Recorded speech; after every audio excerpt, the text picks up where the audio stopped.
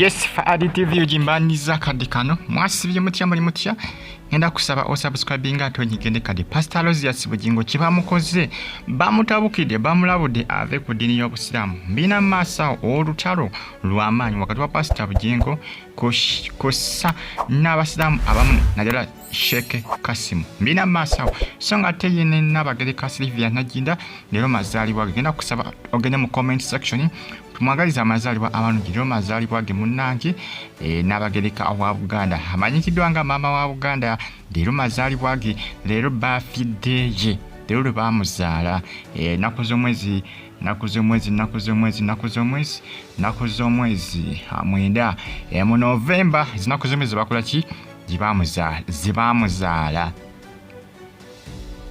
n'abagereka wa Buganda Silvia Najinda. Bagita Faadi TV subscribe button nyigene kade mbatumideko abali Canada mikwanje nga basinza mu ggwanga lya Canada mikwanje nga basinzira mu ggwanga lya America ku University of Chicago nga basinzira mu ggwanga lya Canada ku university emwe y'amaanyi batumideko mbagamba nti muli b'amaanyi nnyo sagisawe Toronto mbagamba nti muli bakabi nnyo kubanga mugifollowinga Bagita Faadi TV ujimbani updates nezina value. Ngenda kusaba gende mu comment section mbambi twagalize n'abagereka wa Silvia Najinda amazaalibwa amalungi lero mazaalibwa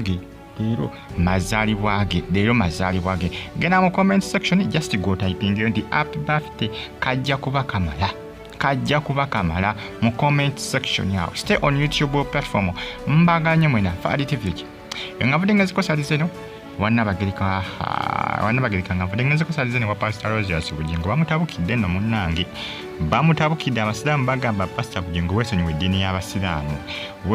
eddiini y'Abasiraamu gyesonyiire ddala bamulabudde omanya badde atya okugirumba nyalabikanga agala okukola kyakutandika okukola kyo okubanga agirumba Ensonga nti Abasiraamu sometimes bamanyi okwogera ku bintu ebituufu ebiruma Pastor Bugingo. Jjukira abantu saazi no babanja kananirandi ne kananirandi emulemi okukola ki okubanga agiwa abantu ennaku zino abantu bagenda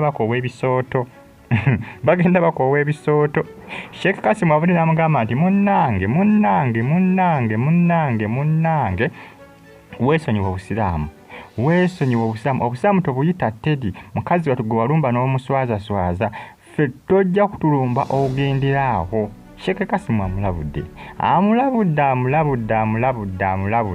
Sheikh Kasimu mulina maaso awo atamumanyi ngenda kuba nkulaga ekifaananyi kye maaso awo genda kuba okiraba ekya Sheikh Kasimu alabudde Pastor Bugingo.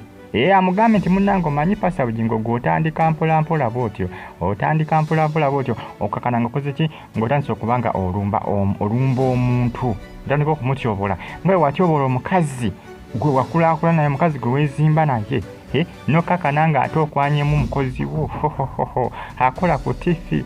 Sheikh Kasimu atabuse boy wange atabuse egaali agimuyisiza muntu wange amuyisizaamu egaali gyebinaggwera simanyi nakumanya naye nga abali Canada mbatumiddeko Toronto, Saudi Arabia, Bahrain n'asinza mu ggwanga erya Oman mbagamba nti muli batabu nnyo emikwanje nga basinza mu ggwanga erya Belgium omusajja mukulu amanyikiddwa nga Muyingo John Bosco ali mu ggwanga erya Belgium kutumiddeko bakubanga ofollowinga era abasinza mu kibuga Bayern eky'eggwanga erya Germany Musinguzi Petero ali mu ggwanga erya Germany ekibuga bakita Bayern Musinguzi bali kwanga ofollowinga Faadi TV mwina mbebaza mbagamba nti muli bakabi nnyo muli bamutana nnyo okubanga munfollowinga Bagita Faadi TV ensonga za Pastor Bugingo kosa ne Sheikh Kasimu beetwalaganya ebinaggwera simanyi nakuba nga amugambye weesonyiwa Obusiraamu kuba tojja kubusobola yamugambye ffe tuli Teddy. Sheikh Kasimu agambye Pastor Bugingo nti Obusiraamu sigamba nti Teddy ojja genda omulumbe mukazi watwasiriko omutyobolo muyiseemu amaaso omukazi ogwo yazalamu abaana omulanga esamanyanga akulukuta asamanyanga biki amugambye nti munnange genda mpola gosigo amugambye genda mpola amuwonize gyebinaggwera bakyetwalaganya ku social media gyebinaggwera amugambye nti munnange gyebinaggwera tojja kwagalayo tojja kwagalayo kubanga amugambye ebizibu alina bingi.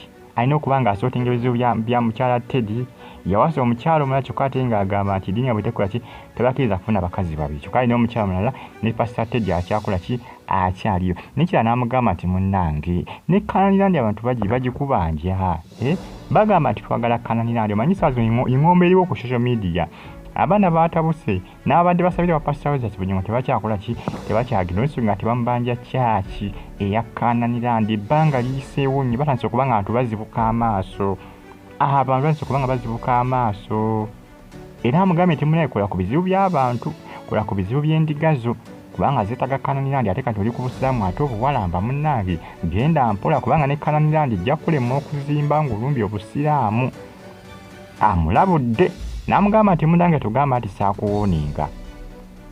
Pastor Bugingo kosa ne Sheikh Kasimu nga beekola ki beetwalaganya. Pastor Bugingo munnange ebintu si byangu sayidi ye. Amugambye nti gwe bandigazo oleme n'okuzimbira ekyaki mwe zinaabeera enkuba nga etonnya ebisoso ne babeera nga balinnya bisoto buli ssaawa.